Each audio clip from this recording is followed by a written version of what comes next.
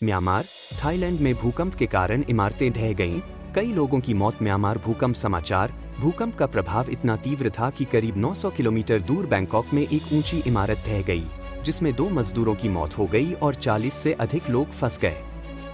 Myanmar में 7 और 6 4 तीव्रता के भूकंप आए। बैंकॉक में ऊंची इमारत ढह गई, कई मजदूर फंस गए। म्यांमार में मस्जिद ढहने से 3 लोगों की मौत। म्यांमार में शुक्रवार को लगातार 7 और 6 4 तीव्रता के भूकंप आए, जिसमें थाईलैंड की राजधानी बैंकॉक में तेज झटके आए, जिससे एक ऊंची इमारत ढह गई और सरकार को आपातकाल घोषित करना पड़ा और मेट्रो तथा रेल सेवाएं बंद करनी पड़ी। मेघालय और कई पूर्वोत्तर राज्यों, बांग्लादेश और चीन के दक्षिण पश्चिम युन्नान प्रांत में भी तेज झटके महसूस किए गए। भूकंप का प्रभाव इतना तीव्र था कि करीब 900 किलोमीटर दूर बैंकॉक के चतुचक जिले में एक ऊंची इमारत ढह गई, जिसमें 3 मजदूरों की मौत हो गई। कई लोग अभी भी फंसे हुए हैं। भूकंप के झटकों ने लोगों को अपने घरों से बाहर निकलने पर मजबूर कर दिया और ऊंची इमारतों से पानी के छलकने लगे। बैंकॉक में ऊंची इमारतें ढह गईं, मेट्रो रुकी। बैंकॉक में कई इमारतों को खाली कराया गया और दिन भर के लिए कारोबार बंद कर दिया गया। हालांकि थाई राजधानी में किसी के हताहत होने की तत्काल कोई खबर नहीं है। सरकार द्वारा मेट्रो सेवाएं, हवाई अड्डा और सबवे बंद करने के कारण बैंकॉक में लॉकडाउन लगा दिया गया। थाईलैंड के स्टॉक एक्सचेंज ने भी सभी व्यापारिक गतिविधियों को निलंबित कर दिया।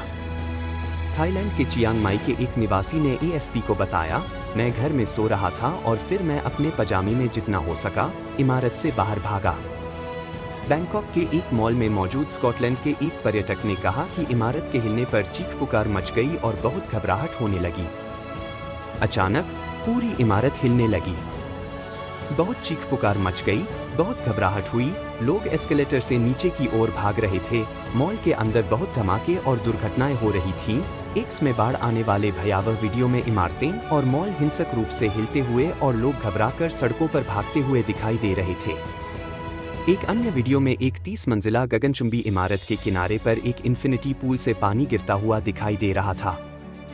एक अन्य वीडियो में एक निर्माणाधीन ऊंची इमारत पूरी तरह से ढहती हुई दिखाई दे रही थी, जिससे धुएं का एक विशाल गुबार निकल रहा था।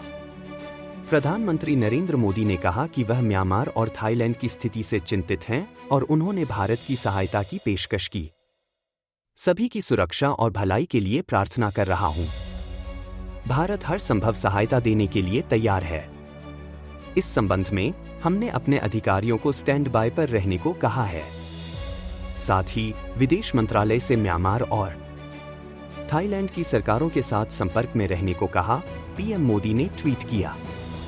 बैंकॉक में निर्माणाधीन एक ऊंची इमारत ढह गई। एएफपी, म्यांमार में भूकंप आने की आशंका। विज्ञापन संयुक्त राज्य भूवैज्ञानिक सर्वेक्षण यूएसजीएस के अनुसार म्यांमार में भूकंप आना अपेक्षाकृत आम बात है, जो सागाइन फॉल्ट के पास स्थित है, जो देश के केंद्र से उत्तर से दक्षिण की ओर चलता है। 2016 में मध्य म्यांमार के बागान में 6.8 तीव्रता का शक्तिशाली भूकंप आया था, जिसमें 3 लोगों की मौत हो गई थी और कई लोग घायल हो गए थे। भारत के पड़ोसी देश, जो गृह युद्ध के बीच में है, की चिकित्सा प्रणाली तनावपूर्ण है।